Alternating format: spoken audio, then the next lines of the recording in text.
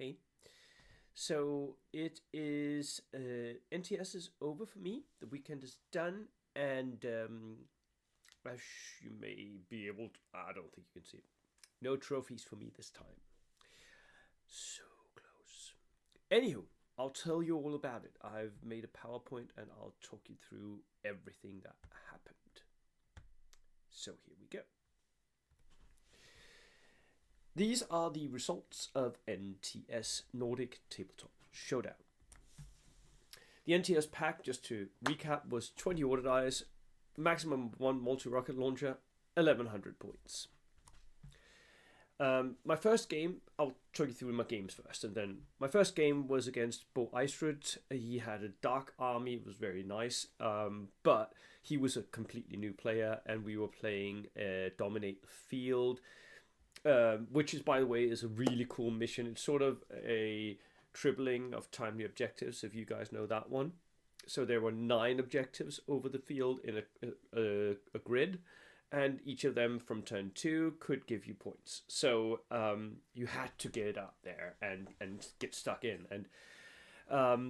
And unfortunately for him, he was paired up against me, and I did apologize in advance, and I talked him through all of the game, but I also did demolish him. So it was a learning game, but at the same time, it was also a game where he had very little chance.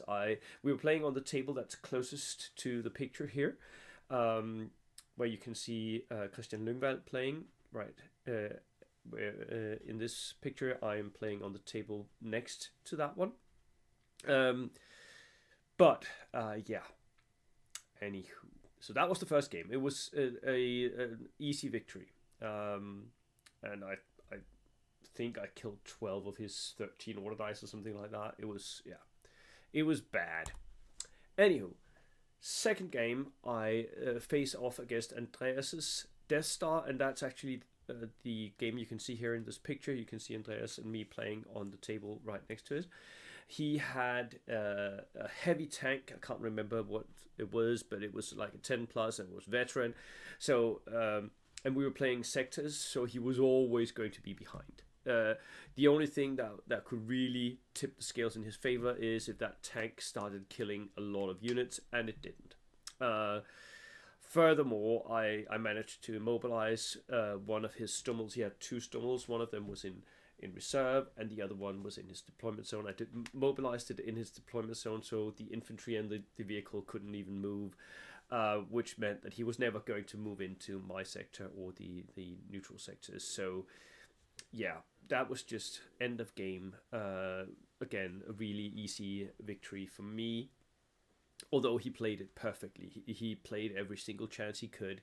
He made sure he took the right decisions every single time. He was a really good player, but the list let him down.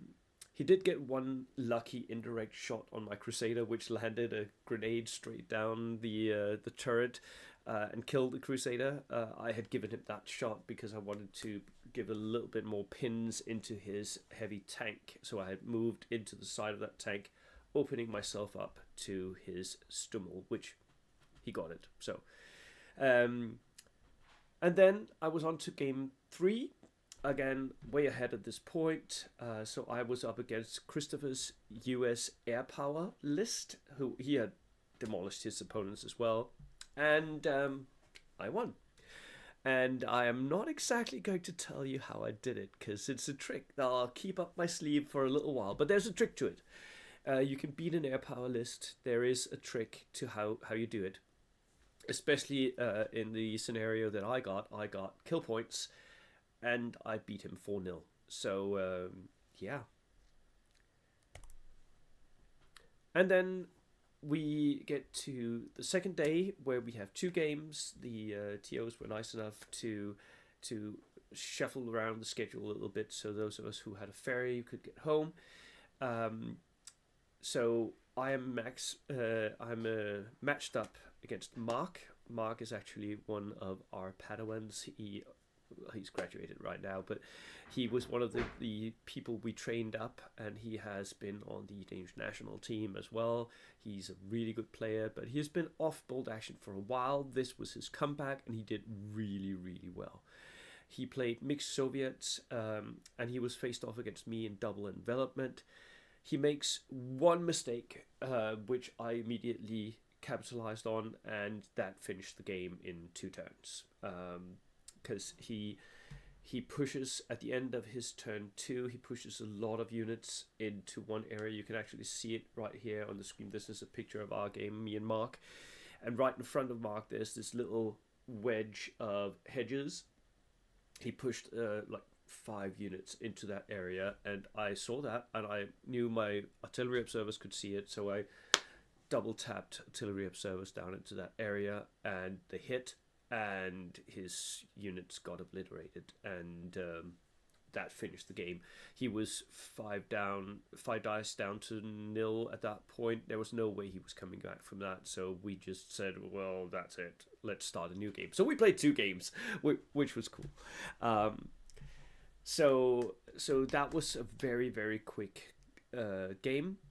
Then I go into the finals against Michael Fee's Lancers. For me, that's a good matchup. It's the right matchup. Fee is the current ruling Danish champion, Zealand champion as well. He is my fixed training buddy, and he was the one who taught me the game. And Fee's Lancers, me and Fee have met in 3 finals before, all of which I have won. So I was feeling not confident, but I was feeling okay with this game, and I knew it was going to be a really good game, and it was one of the best games I've played, where both players are really at next level, on point with our moves, and it was just so intense and so good. It was 4D chess. In the end, it comes down to this one moment where I was like 10 minutes ahead of Michael mentally. I had a move planned, which I'd been planning most of the game, and he hadn't seen it until it was just like 10 minutes too late. I get the first order dice, I rush one of my Humbers up, contest an objective. If that contest stands, I at least get a draw, possibly a win. And he has 1 in 3 chances of maybe killing me. He takes the chance, he pushes one of his tanks back to take the shot. It's a 5er shot, he makes it, he penetrates, and he kills the tank. From that point on, there was like 3 50-50 chances. If any of them had gone the other way, I could have drawn or won. They don't. So I lose the game, and that means I get submarined massively, pushed out of top 3. No trophies for me, but, it was a great game. It was one of those games, and it will be up on this channel next weekend. So it was really a good game. So the results were that Michael Fee wins, Christian Lyngvad, also from the Danish national team, he comes 2nd with his British long-range desert group. Really well done for Lyngvad. Christopher, with his US air power, comes 3rd. We need to look at that air power list.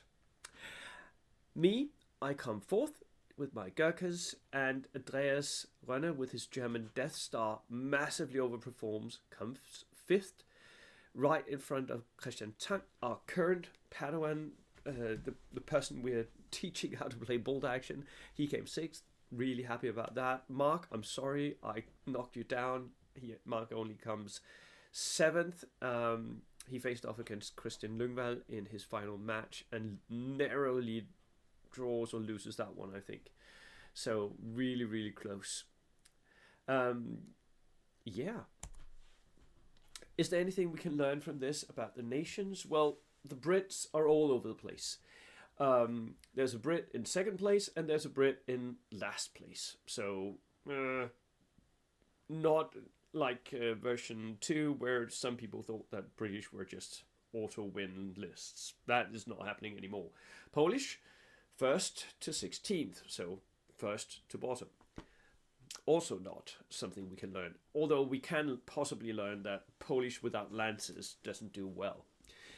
Soviets, all of them were a little better than average, which, maybe says that Soviets is a good army if you want to compete. US. Also, all of them a little better than average, which again says possibly a very good army if you want to compete, although that air power list, of course, massively skewers the results for that one. Finland whiffed, which was a huge surprise to my predictions and everyone else's. It was just not what we had expected at all. Germany, 5th to 17th, again all over the place, nothing really. So there's no nation pulling ahead, which is kind of nice actually. We have a huge spread in the meta. Everyone can do okay, everyone can do badly. I like that. That is something that you want to see because it means that more nations can be played. How did my predictions turn out? Well, there was a couple of dropouts, which means that a couple of those who I had predicted might do well, Torben Davidson and Benny, they were out, which means that of the people I predicted something from, only 3 of us end up in the top 5. Me, Michael Fie, and Christian Lyngvad.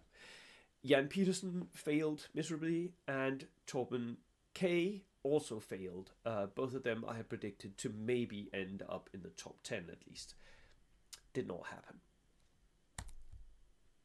So, is it the list or is it the player that makes something work? Well, we don't have any data for it, but we have a couple of examples of something here. So, we have 3 examples of the list not carrying the player, but the player being the most important deciding factor. We have Jan Petersen, who is a tournament player, yes, but who doesn't normally win and finish in top 5 placements in his tournaments. So maybe what I would call a 3. He had a 5 list. It was very similar to Achilles' World Championship list that won the World Championship. It cannot be better. I even think it was a little bit more optimized than Achilles' list. It was just a great list. 20 orderized finish armor, and he had, actually, because we calculated this, he had a discount because of unreliable for 210 points. So basically, he was playing with 1,300 plus points at an 1,100 point tournament. And he still failed. He lost games and he went way down in the bottom. So that was a surprise where the list actually did not mean that the player could end up in a nice place. Also, Torben K is not a tournament player. He's a newer player in that respect, although he has played games for a long while, has a very nice army collection. His army list was very, very good. 19 order days British with forward artillery observer and everything. Could really have punched, and he had 4 tanks as well, 4 light tanks. Not Daka tanks, autocannon tanks. Exactly what I think is very good at this point. And he also failed. He ends up in the bottom. So these 2 players, their list didn't carry them to the place that I thought it would. However, Andreas Reine, he did the opposite.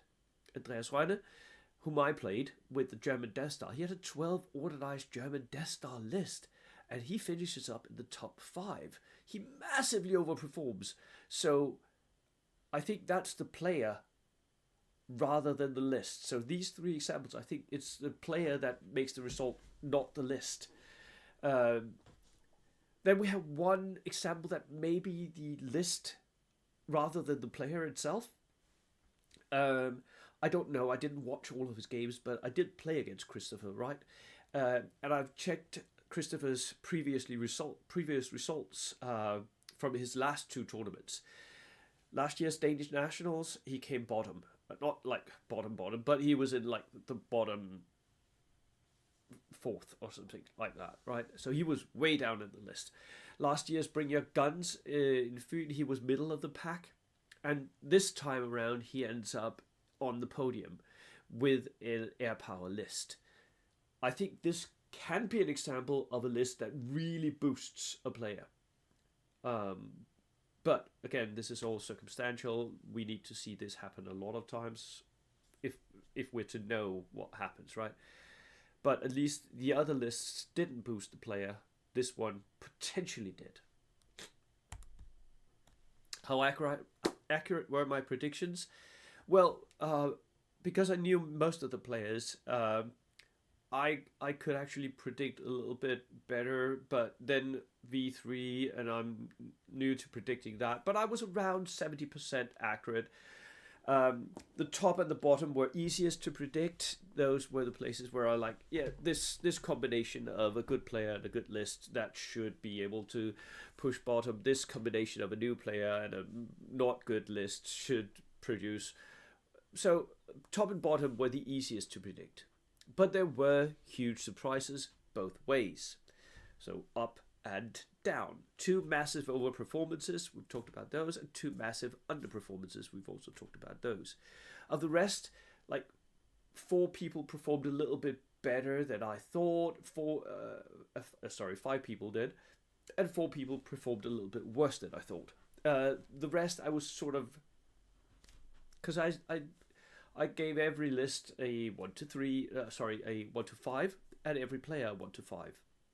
And then just combined the two and made my predictions based on that. And it's fairly accurate.